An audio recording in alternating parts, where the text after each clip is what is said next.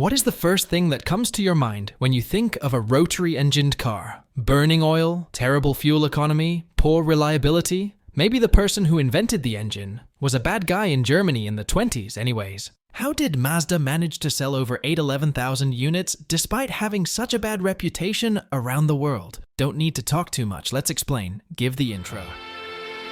The new Rx-7. Mazda, it just feels right.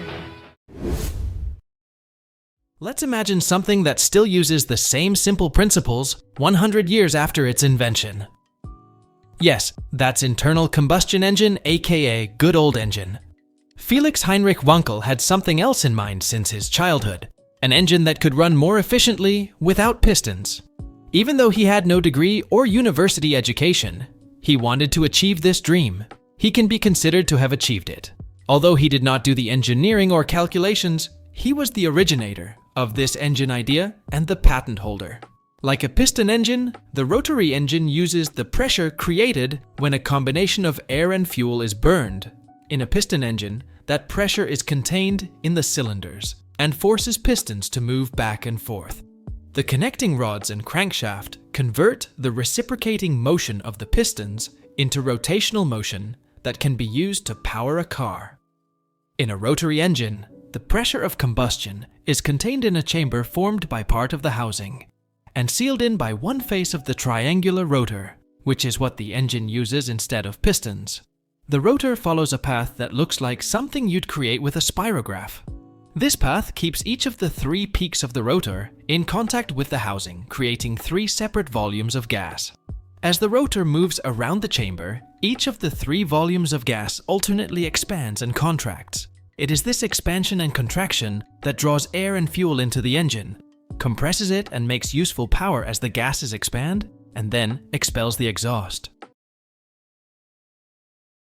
When the first generation Mazda Rx-7 was launched in 1978, the little Japanese two-seat sports car was something of a game changer. The advantage of the Rx-7 was its minimal size and weight, and the compact rotary engine installed behind the front axle helped balance the front and rear weight distribution, which provided a low center of gravity. Moreover, it was affordable, which allowed more enthusiasts to get behind the wheel. Early 1978 to 1980 cars were given the internal designation SA, but a 1981 model year facelift with restyled bumpers and rear valance, a standard 5-speed manual transmission replacing the previous 4-speed, and a light interior refresh revised the car enough to recode it FB. Brakes were disc front, drum rear on base S models, while upmarket, fully loaded GSL models had discs all around and a limited slip differential. Suspension was independent front, with a 4-link solid axle rear end located by Watts linkage. The FB Rx-7's 12A 1.2-liter rotary engine produced just 100 horsepower, but its compact size allowed it to be mounted low and behind the front axle for a superior center of gravity and weight distribution compared to a conventional reciprocating engine. In 1984, the FB Rx-7's interior was more comprehensively redesigned, while a new GSL SE trim added a 1.3-liter 13B rotary with fuel injection, upping horsepower to 135 horsepower. Even with the mandatory sunroof and plenty of power and luxury accessories, the GSL SE still weighed less than 2,500 pounds. In Japan, sales were enhanced by the fact that the Rx-7 complied with the Japanese government dimension regulations. Thus, Japanese buyers were not liable for annual taxes for driving a larger car. The rotary engine had financial advantages to Japanese consumers in that the engine displacement remained below 1,500 cc, a significant determination when paying the Japanese annual road tax. This kept the obligation affordable to most buyers while having more power than the traditional engines having a straight cylinder configuration, though the price had increased somewhat since the car's earliest days. The second generation Rx-7 replaced the first generation car for the 1986 model year.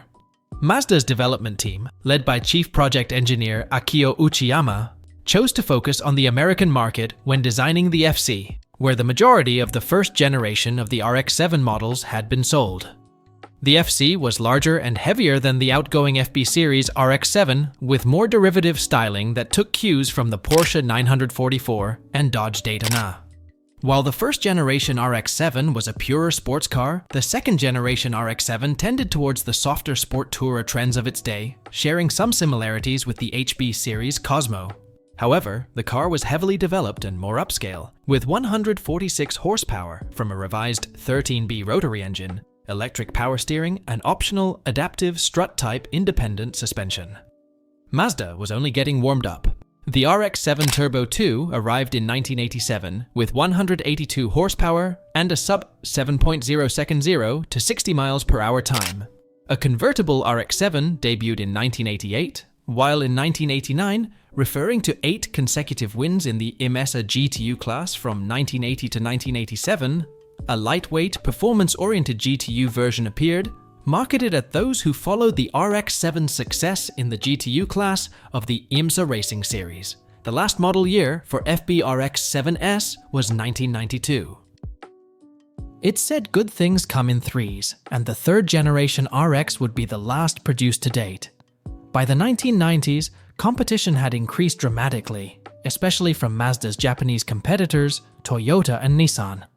The 13B radio engine was the first ever mass-produced sequential twin turbocharger system to be exported from Japan. The twin-turbo configuration featured a smaller primary turbocharger and a secondary larger turbocharger. By kicking in sequentially, the Rx-7 had very little turbo lag and a sub 5.0 second 0 to 60 miles per hour time, boosting power to 255 horsepower in 1992 and finally to 280 horsepower by the time production ended in Japan in 2002.